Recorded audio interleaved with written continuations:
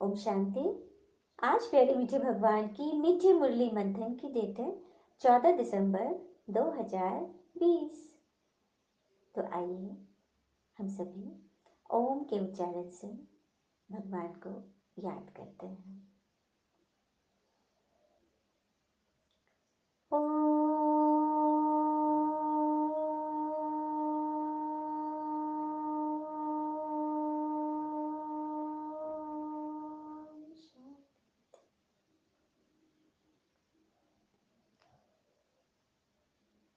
मैं आत्मा अपने बाबा का शुक्रिया करती हूँ। मैं सुबह उठते ही सर्वप्रथम भगवान को अपने इन नैनों में देखती हूँ।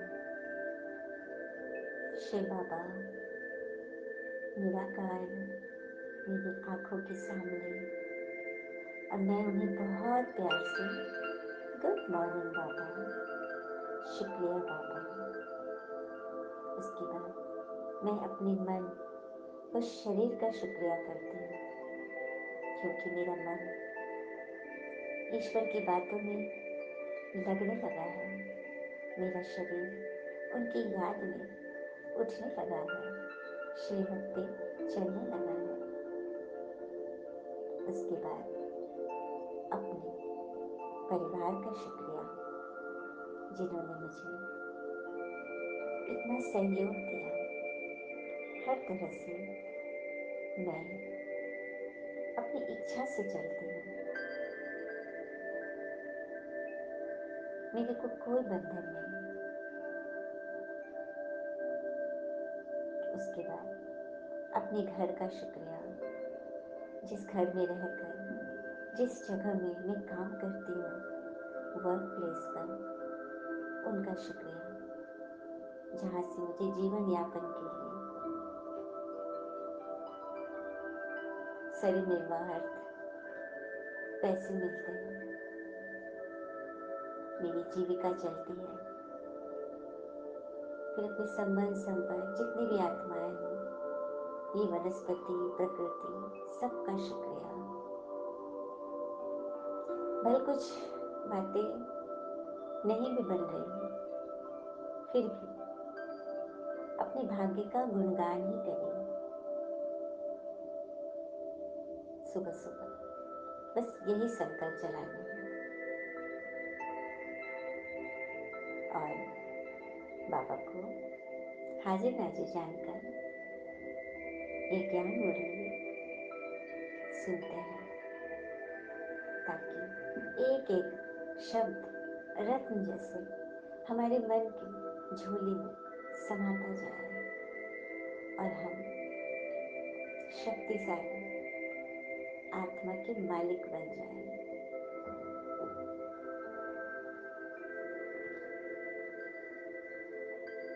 बाबा ने हमें आज कहा, मीठे बच्चे, तुम्हारे दुख के दिन अब पूरे हुए। तुम अब ऐसी दुनिया में जा रहे हो जहाँ कोई भी अप्राप्त वस्तु नहीं। देखा, बाबा ने कह दिया है कि तुम्हारे दुख के दिन अब पूरे हुए। तुम अब ऐसी दुनिया में जा रहे हो जहाँ कोई भी अप्राप्त वस्तु नहीं। प्रश्न है, किन दो शब्दों का राज तुम्हारी बुद्धि में होने कारण पुरानी दुनिया से बेहद का वैराग्य रहता है? कौन से वो दो शब्द हैं जिससे हमें पुरानी दुनिया के विकारी स्वभाव, संस्कार, अपनी कमी कमजोरियों से छूटने में हमारी मदद करती हैं? तो वो दो शब्द हैं, उतरती कला और चढ़ती कला का राज तुम्हारी बुद्धि में है। सत्युग त्रेता से हम धीरे धीरे और उतरते चले आए, गिरते चले आए, और अभी संगम पर हमारी चढ़ती कला, हम ऊपर उठ रहे हैं। तुम जानते हो, आधा कल्प हम उतरते आए, अभी है चढ़ने का समय। बाबा आए हैं नर से नारायण बनाने की सत्य नॉलेज देने हमारे लिए। अब कलयुग पूरा हुआ, नई दुनिया में जाना है, इसलिए हमें बेहद का वैराग्य चाहिए। तो अपनी कमी कमजोरी से हमें ऊपर उठना है, उससे छूटना है, उसका संन्यास करना है, अपनी कमी का। जो हमें आदि मध्य अंत दुख देते आए। अब क्रोध करके किसी को खुशी तो मिलेगी नहीं। काम, क्रोध, लोभ, मोह, अहंकार, ईर्ष्या, आलस, ये सब हमें जन्म जन्म दुख देते आए हैं। तो अब इनसे ऊपर उठना है।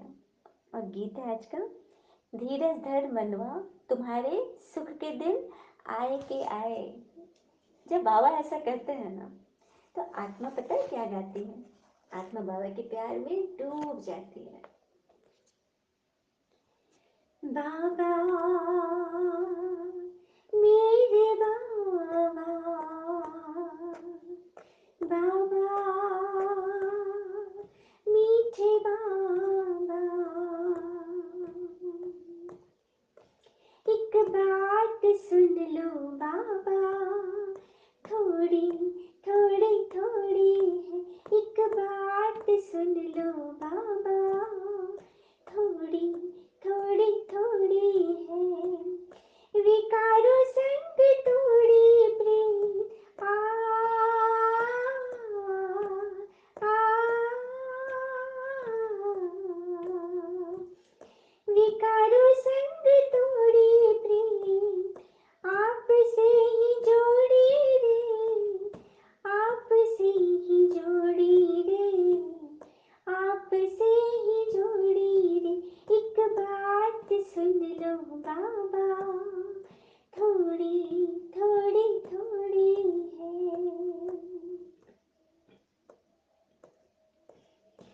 पहली नजर में ये बाबा आप बहुत भाए, कैसी ये रूहानी खुशबू मेरे लिए लाए।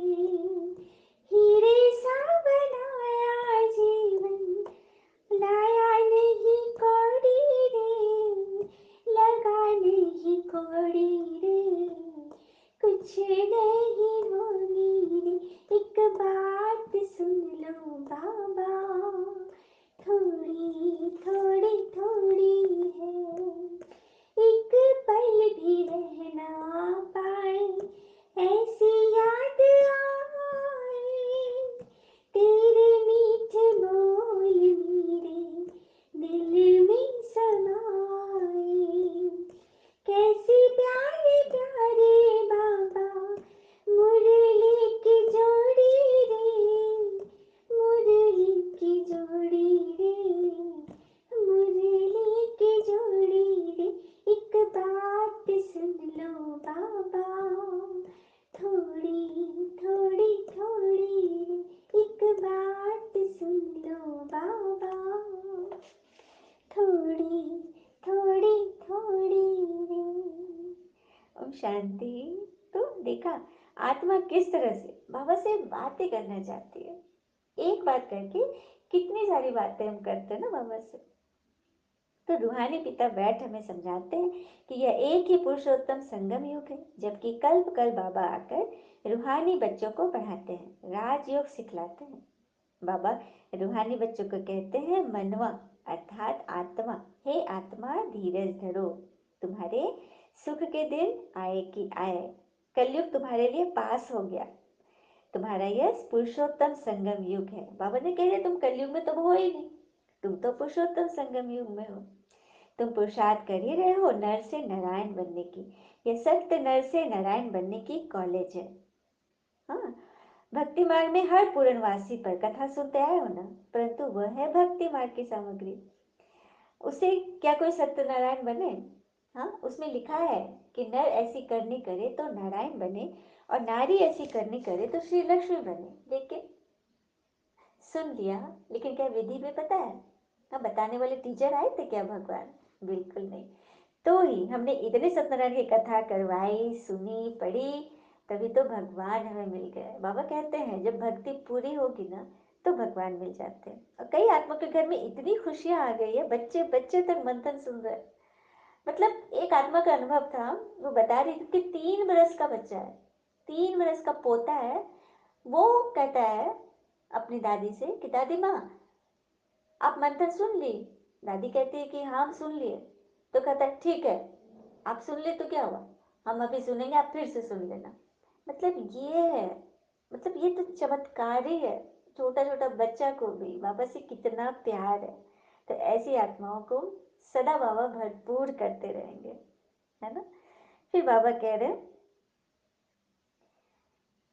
ज्ञान है चढ़ती कला का मार्ग, यह समझाने में तुम डरो मत। बाबा कहते हैं कि किसी को मत करो, डरना नहीं है, कि ज्ञान से ही चढ़ती कला होती है।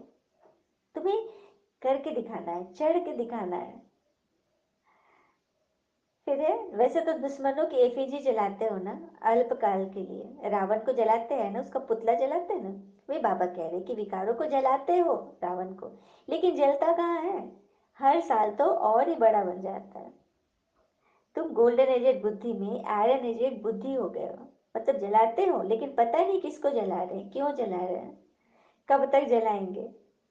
तो यह बात तुम सबको समझाओ कि उष्ट और भगवान एक है। याद भी उनको करना चाहिए। एक को याद करना, उसको ही अव्यभिचारी याद कहते हैं। अव्यभिचारी अर्थात एक की याद। फिर आगे बोल रहे बाबा, तुम्हारा उद्देश्य ही है इन लक्ष्मी नारायण के राज्य में। कोई अनेक धर्म थे नहीं, सत्युग में देवताओं का राज्य था। एक धर्म थी, एक भाषा, एक मत, तभी तो वहां वर्णस था, सुख शांति की दुनिया थी। सत्युग में काम महाशत्रु होता नहीं। काम महाशत्रु तब होगा जब उस पर जीत पाएंगे। वहां तो पहले से ही जीते हुए हैं। वहां तुम्हें विजय भव का पहले ही वरदान मिला हुआ है, तब तो वहां पहुंचे हैं, सत्युग स्वर्ग में। हाँ, तो ये बाबा कह रहे हैं कि तुम बैठे हो पापों को भस्म करने के लिए, तो आगे पाप नहीं करना चाहिए। अब देखो, हम अपने विकर्म भस्म करने के लिए बाबा से योग करते हैं, और फिर नए नए पाप जमा करते जाए विकर्म, तो क्या होगा। एक एक कदम क्या, चार और जमा कर लिए, तो उससे क्या होगा, कहीं हम नहीं पहुंच पाएंगे। 5 मंजिल से गिरेंगे तो हड्ड गुड एकदम टूट जाएगी। ऊपर से गिरने से एकदम चकनाचूर हो जाता है। पिता से प्रतिज्ञा तोड़ विकारों में गए तो वही हाल होगी। हम्म? बाबा कितना सह समझाते हैं। पहले तो ये नशा रहना चाहिए ना। अगर समझो कृष्ण भगवानुवाच भी हो, वो भी तो जरूर पढ़ा करके आप समान बनाएंगे ना। लेकिन भगवान, भगवान के हाथ में तो कोई किताब नहीं। उन्होंने थोड़ी ना किसी से पढ़ा, उनके ऊपर ना कोई है, ना उनका माता पिता है, ना उनके गुरु है, कोई नहीं। वो स्वयं भू है, वो ज्ञान का सागर है। उनको किसी से सीखने पढ़ने की दरकार नहीं है। फिर आगे बोल रहे बाबा कि बाबा बाबा तुम उनको कहते हो, ब्रह्मा तो बीच में इंटरप्रेटर है, भाग्यशाली रथ है। इंटरप्रेटर अर्थात अनुवाद करने वाला है। मतलब भगवान ने प्रवेश किया और परमात्मा ने उनके तन का आधार लेकर उनके मुख से जो ज्ञान निकाले, वो उनको बाबा कह रहे कि ये मेरा भाग्यशाली रथ है, इस द्वारा मैं तुमको पढ़ाता हूँ। तुम इसी से पतित से पावन बनते हो, मनुष्य देवता बनाने के लिए मैं आया हूँ। यह पढ़ाई उसी के लिए है। यह सब बातें तुम्हें अच्छी रीति धारण करनी है, नोट करना और परहेज भी रखनी है, दैवी गुण धारण करने हैं। हाँ, फिर नई दुनिया को सतो प्रधान कहते हैं। हर एक चीज पहले सतो प्रधान, फिर सतो रजो तमो में आती है। अब नई चीज है तो धीरे धीरे पुरानी तो होगी ही ना। तो वही बात है, भगवान ने नई दुनिया बना के दी थी सत्युग, फिर धीरे धीरे वो पुरानी हो गई, विकारी होगी, तो अभी हम कहाँ पहुंच गए, कलयुग में। दुनिया वाले पहुंचे हैं, लेकिन हम कलयुग से पार हो गए, हम संगम युग में आ पहुंचे हैं। और फिर आगे बोल रहे बाबा, इंद्र सभा की कहानी भी है ना, शूद्र को लेकर आई तो इन सभा में उनकी बदबू आने लगी, तो बोला पतित को यहाँ क्यों लाया। फिर उनको श्राप दिया। ये कहानी है, हमने भक्ति में सुना कि इंद्र सभा में कोई असुर चले गए थे, तो देवताओं को बदबू आने लगी थी। तो वही बाबा कह रहे कि मधुबन में कोई नए को नहीं लाना है, जिनके अंदर विकार है वो भगवान से नहीं मिल सकते। तो ये बताया जाता है कि किस तरह से परमात्मा तो पतित पावन है ना, एवर प्योर है, तो उनसे मिलने के लिए हमें कुछ कुछ धारणाएं करनी पड़ती है, तभी हम भगवान से मिल सकते हैं। और सबके मिलने का तो है ही नहीं, वही मिलेंगे जिन्होंने कल्प कल्प मिलन बनाया है। हाँ, तो ये भी बाबा समझा रहे हैं कि परमात्मा की महिमा अलग अलग है। हाँ, पतित पावन लिबरेटर गाइड मैं ही हूँ, सबको दुखों से लिबरेट कर अपने शांति धाम में ले जाता हूँ। शांति धाम, सुख धाम और दुख धाम, यह भी चक्र है। मतलब पूरा चक्र है गोला से। हाँ, पहले शांति धाम, फिर धीरे धीरे घूमते घूमते सुख धाम में आते हैं, फिर नीचे दुख धाम, फिर दुख धाम से फिर शांति धाम। तो ये पूरा चक्र है। ये फिरता ही रहता है। हाँ, ढेर की ढेर आत्माएं, सबका पार्ट नंबरवार है, जाएंगे भी नंबरवार। उनको कहा जाता है शिव बाबा का सिजरा अर्थात रुद्रमाला। बाबा अपने बच्चों के लिए कह रहे कि वो रुद्रमाला के हैं। दूसरे धर्म वालों का भी ऐसा होता है, बच्चों को रोज समझाया जाता है, स्कूल में रोज नहीं पढ़ेंगे, मुरली नहीं सुनेंगे तो फिर एब्सेंट लग जाएगा। देखो, बाबा ने समझाने दे दिया ना मुरली में कि रोज नहीं सुनोगे तो एब्सेंट लगेगा, लाल दाग लग जाएगा। तो मुरली कभी मिस नहीं करनी है, और कोई ना कोई पॉइंट जो हमें अच्छी लगती हो उसे धारण जरूर करना है। और कहते भी है ना, to be successful no more than others, work more than others, but expect less than others. सफलता मूर्त बनने के लिए दूसरों से ज्यादा जाने, दूसरों से ज्यादा काम करें, वह दूसरों से अपेक्षाएं एकदम कम रखें। यही है सफल होने का सिद्धांत। तो किस तरह से हम सफल होंगे और कैसी भावना हमारे अंदर होनी चाहिए, वो हम समझते हैं कि एक सेठ जी ने अन्न सत्र खोल के रखा था, मतलब अन्न दान कर रहे थे। उनमें दान की भावना कम थी मगर दिखाने की भावना ज्यादा थी। और उनके प्रशंसक भी कम नहीं थे, चापलूस आदि। थोक का व्यापार था उनका। वर्ष के अंत में अन्न के कोठारों में से जो सड़ा गला अन्न बिक्री से जो बच जाता था ना, वो दान कर देते थे। सेठ जी के पुत्र का विवाह हुआ, पुत्र वधू घर आई। वो बड़ी सुशील, धर्मज्ञ और विचारशील थी। उसे जब पता चला कि उसके ससुर द्वारा खोले गए अन्न सत्र में सड़ी ज्वार की रोटी दी जाती है, तो उसे बड़ा दुख हुआ। उसने भोजन बनाने की सारी जिम्मेवारी अपने ऊपर ले ली। पहले ही दिन उसने उसी अन्न सत्र से, भंडार से सड़ी हुई ज्वार की आटा मंगवाकर उसकी रोटी बनाई।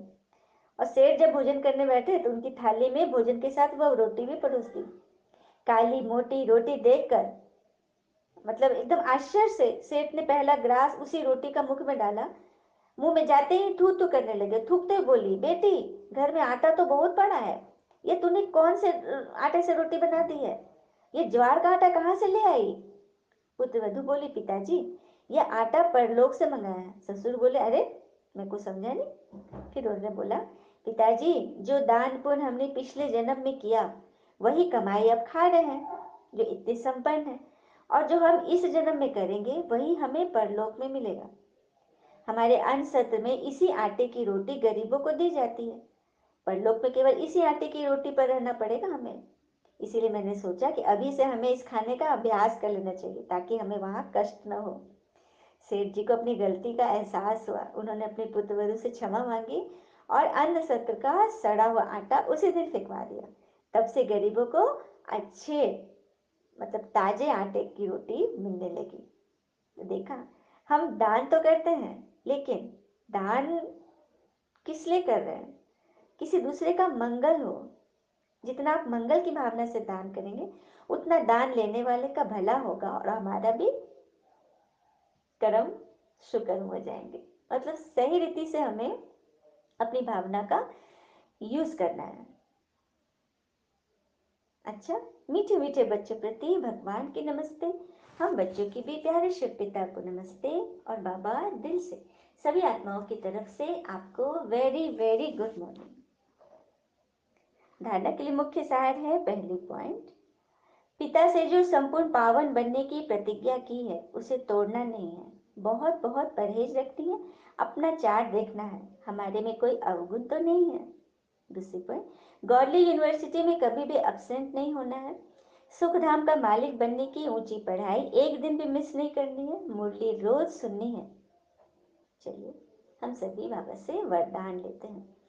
मनसा, वाचा और कर्मणा की पवित्रता में संपूर्ण मार्क्स लेने वाले नंबर 1 आज्ञाकारी भव। जैसे मन की पवित्रता, अर्थात संकल्प में भी अपवित्रता के संस्कार नहीं आने चाहिए। सदा आत्मिक स्वरूप अर्थात भाई भाई की श्रेष्ठ स्मृति रहे। वाचा में सदा सत्यता और मधुरता हो। कर्मणा में सदा नम्रता, संतुष्टता और हर्षित मुखता हो। इसी आधार पर नंबर मिलते हैं। और ऐसे संपूर्ण पवित्र आज्ञाकारी बच्चों का पिता भी गुणगान करते हैं। वही हमारे हर कर्म में पिता के कर्तव्य को सिद्ध करने वाले ऐसे बच्चे ही समीप रतन बनते हैं। देखा कितनी सुंदर बाबा ने वर्णन दिया ना कि आज्ञाकारी बच्चे, नंबर वन बच्चे कैसे बनेंगे? जब हमारी वाणी में सत्यता और मधुरता हो, कर्म में सदा विनम्रता हो, संतुष्टता हो, हर्षित मुक्ता हो, सदा हम खुश रहें। इसी आधार पर हमें नंबर मिलेंगे और भगवान भी ऐसे बच्चों की गुणगान करते हैं। स्लोगन, संबंध संपर्क और स्थिति में लाइट बनो, दिनचर्या में नहीं। किस चीज में लाइट रहना है हमें? संबंध संपर्क और स्थिति में। अपनी स्थिति, अपनी स्वस्थिति कैसी है? छोटी सी बात में हम फंसते तो नहीं है? हाँ, हम गुस्सा तो नहीं करते हैं, हमारे में कोई विकार तो नहीं है? अपनी चेकिंग, तो उसमें हमें लाइट रहना है, दिनचर्या में। दिनचर्या था हमें हल्का मतलब कि कुछ काम ही नहीं करना है, तो पड़े रहना है, आलस अलबेलेपन में रहना है, नहीं। हमें एकदम अपनी स्थिति में लाइट रहना है, हल्का रहना है। तो बाबा ने क्या क्या बोला हमें? बाबा ने हमें बोला कि तुम्हारे दुख के दिन गए, सुख के दिन आ गए, और दो शब्दों का राज तुम्हारी बुद्धि में होगा, उतरती चला और उतरती कला और चढ़ती कला। कि हम ही चढ़ती कला में थे सत्युग त्रेता में, और हम ही अभी नीचे गिरते गिरते अभी कलयुग से संगम पर आ पहुंचे। तो ये नॉलेज हमें आगे बढ़ाती है। धारणा में बाबा ने बोला कि संपूर्ण पावन बनने की जो प्रतिज्ञा करी है उसको पूरा करना है। सुखधाम का मालिक बनने की ऊंची पढ़ाई एक दिन भी मिस नहीं करनी है। मुरली कभी मिस नहीं करनी है। गवर्नमेंट यूनिवर्सिटी में कभी एब्सेंट नहीं लगना चाहिए। और वरदान, मन वचन व कर्म में पवित्रता रखनी है। संपूर्ण मार्क्स लेने वाले नंबर वन आज्ञाकारी बनना है। और संबंध संपर्क और स्थिति में डबल लाइट। अच्छा, ओम शांति। शुक्रिया मीठे बाबा, वो बाबा के प्यारे प्यारे बच्चे। थैंक यू बाबा। All is well always. ओम शांति।